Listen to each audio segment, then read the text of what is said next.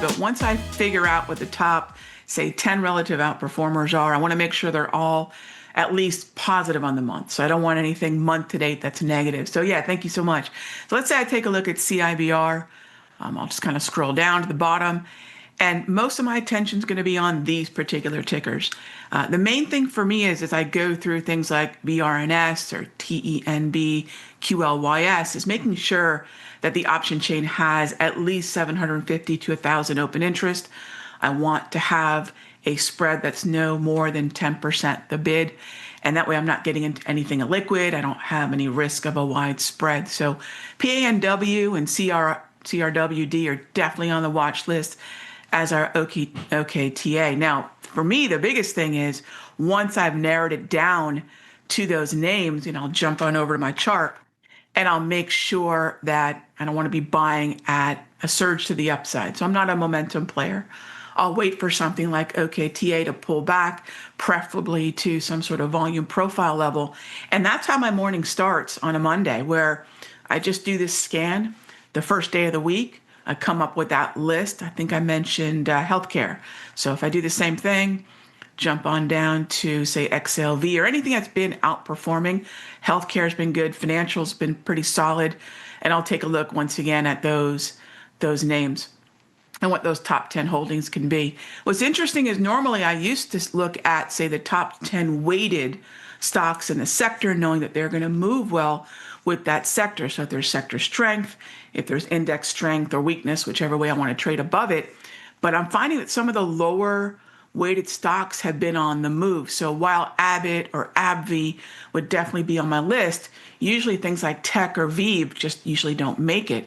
And I don't know what you've been seeing, but for me, the open interest and the volume this summer has been some of the lowest that I've seen in my 38 years. I mean, I have to go back probably better than 10, 12 years before I could see a summer that's as doldrum as this has been. I don't know if you've noticed the same.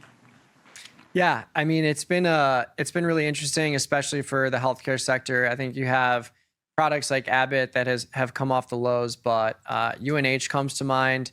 This has been like the trade of the year from, I guess we'll call it the trade of a year and a half going into 2025, where you saw it drop from 600 all the way down to 240. And at some point you had to think maybe this thing would recover. And now here we are sitting at 423. So lots of interesting stuff going on here. And when you look at some of these upcoming earnings like Abbott and UNH, some of these other ones, when they're going to be announcing earnings coming up here, do you have any lean into trading earnings, or do you kind of wait for the pullback, like you said in OKTA? Are you waiting for the earnings announcements, hoping for a downside move if you're looking to buy at certain levels?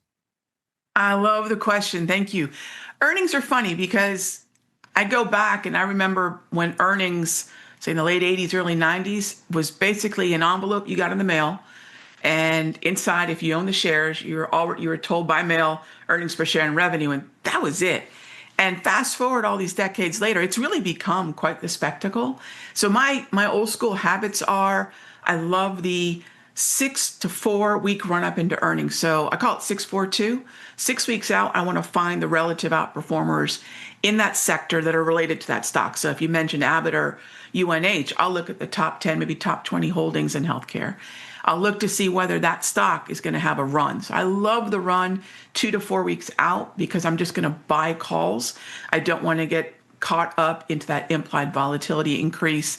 And I'm going to run out of time because I'm going to be flat by the time earnings come out. So I love that run up into earnings with the relative outperformers.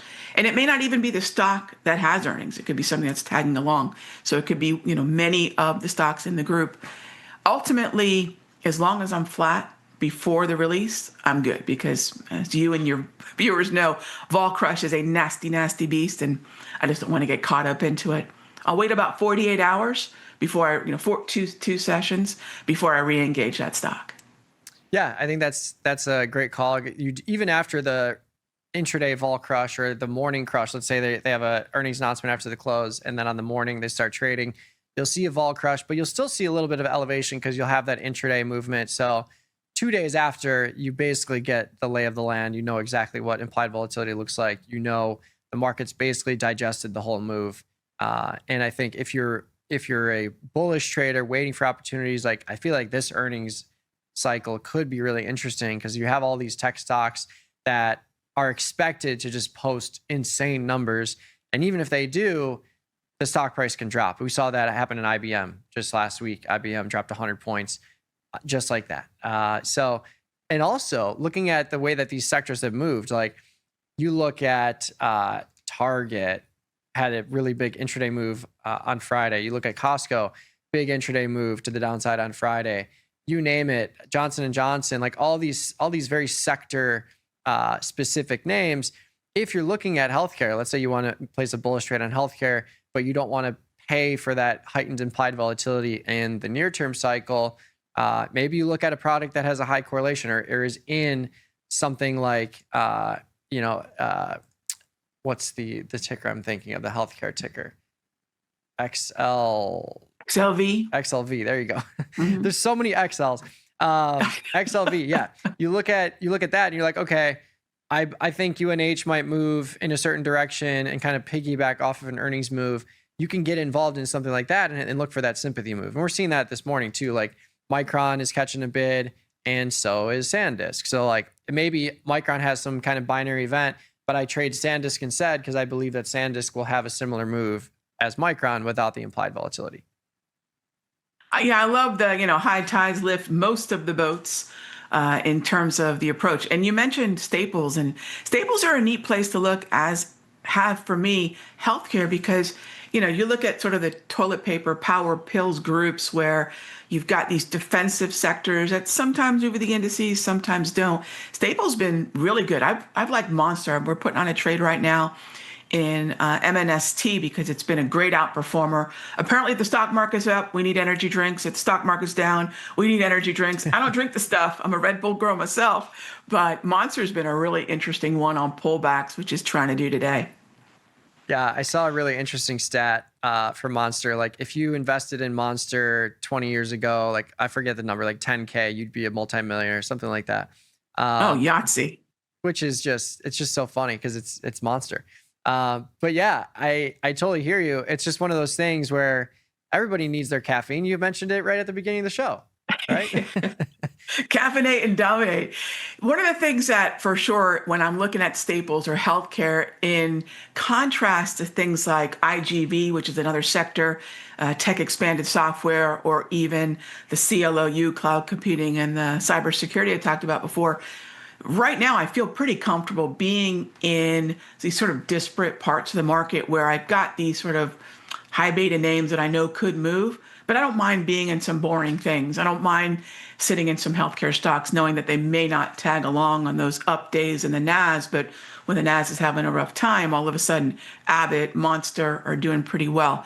And when I'm looking at, and I think probably one thing that I think about a lot, especially when we're talking about trades, the symbol and the time frame are almost equally important to me.